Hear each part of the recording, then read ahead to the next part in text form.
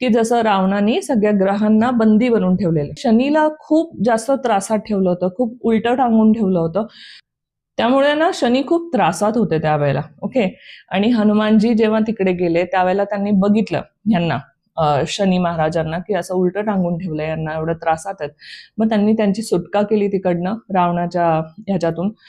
आणि मग शनिदेव त्याला म्हटले, की तुम्ही है ना माझी मदत केली, मला ह्या प्रॉब्लेम मधून बाहेर काढलं आणि माझी सुटका केली. मी नेहमी तुमचा ऋणी राहील आणि तुमचे जे कोण भक्त असतील ना त्यांना मी त्रास देणार नाही किंवा त्या त्रासातून लवकर मुक्त करेल किंवा कमी त्रास देईल. अशा टाईपची स्टोरी आहे आपली, जी पुराणामधून आलेली आहे.